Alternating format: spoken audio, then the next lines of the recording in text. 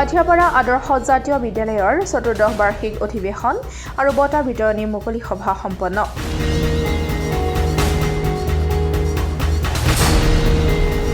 কামৰূপ জিলাৰ অন্তৰ্গত তীৰ্থনগৰী হাজোৰ আধিয়াপাৰাস্থিত আধিয়াপাৰা আদৰ্শ জাতীয় বিদ্যালয়ৰ দুদিনীয়া কাৰ্যসূচীৰে চতুৰ্দশ বাৰ্ষিক অধিৱেশন আৰু বিদ্যালয় সপ্তাহৰ খেল-ধেমালি আৰু কৃষ্টি প্ৰতিযোগিতাৰ বঁটা বিতৰণী আৰু মুকলি সভা সম্পন্ন কৰা হয়।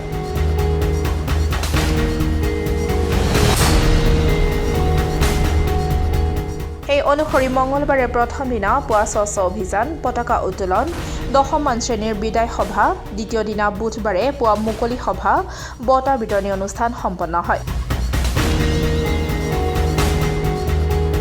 সভাৰ সভাপতিত্ব কৰে আধিয়াপাৰা আদৰ্শ জাতীয় বিদ্যালয়ৰ অধ্যক্ষ ইছলামউদ্দিন আহমেদে।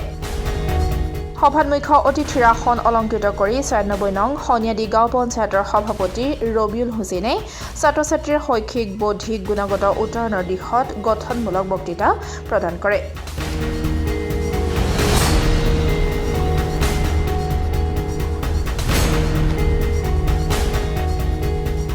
আজি আদৰ্শ জাতীয় বিদ্যালয়ৰ চতুৰ্দশ বাৰ্ষিক অধিৱেশন।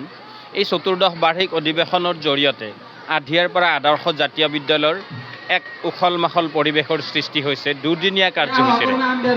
আজি যোৱাকালি আছিল তেওঁলোকৰ বিদায় সভা, পুৰণিক বিদায়, নতুনক আঁকোৱালি লোৱা এখন সভা হৈ গৈছিল।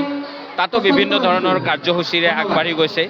আজি আছে তেওঁলোকৰ বাৰ্ষিক অধিৱেশন আৰু বঁটা বিতৰণী অনুষ্ঠান। মোৰ লগত আদৰ্শ জাতীয় বিদ্যালয়ৰ অধ্যক্ষ শ্ৰদ্ধাৰ ইছলামউদ্দিন আহমেদ ডাঙৰীয়া আছে। এইফালে আমাৰ প্ৰাক্তন অধ্যক্ষ নুৰ মহম্মদ আলী ডাঙৰীয়া আছে। গতিকে এই পৰিৱেশত আদৰ্শ জাতীয় বিদ্যালয়ে গোটেই অঞ্চলজুৰি এক বৃহত্তৰ পৰিৱৰ্তন আনিবলৈ সক্ষম হৈছে, কিয়নো এই আদৰ্শ জাতীয় বিদ্যালয়ৰ দ্বাৰাই সৃষ্টি হৈছে একোজন ডাক্তৰ, ইঞ্জিনিয়াৰ আৰু ভৱিষ্যতেও আগুৱাই যাব। আৰু এনেকৈ ডাক্তৰ, ইঞ্জিনিয়াৰেই নহয়, আদৰ্শ জাতীয় বিদ্যালয়ৰ ল'ৰা-ছোৱালীক একোজন মানুহ হিচাপে সমাজত প্ৰতিষ্ঠিত কৰিবলৈ অহৰহ চেষ্টা কৰি আহিছে ইয়াৰ শিক্ষক, শিক্ষয়িত্ৰীসকলে, ইয়াৰ অভিভাৱক, অভিভাৱিকাসকলে আৰু আদৰ্শ জাতীয় বিদ্যালয়ৰ পৰিচালনা সমিতিয়ে সদায় ইয়াৰ প্ৰতি লক্ষ্য ৰাখিছে যে অকল শিক্ষাৰ দিশত আগুৱাই নি এটা মানৱ সম্পদ ৰূপে এজন ছাত্ৰ বা ছাত্ৰীক গঢ়ি তোলাটো সমৰ্থক নহয়।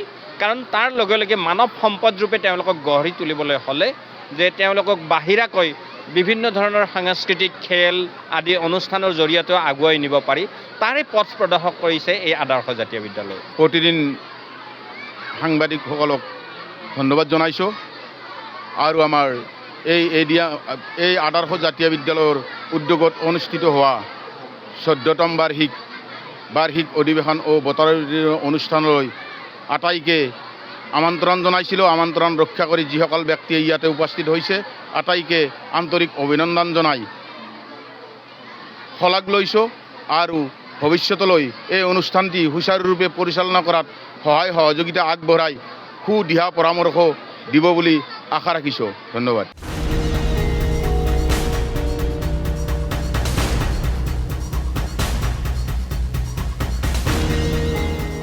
হাজোৰ পৰা অনামিকা কলিতাৰ ৰিপৰ্ট, ডেমক্ৰেটিক আছাম।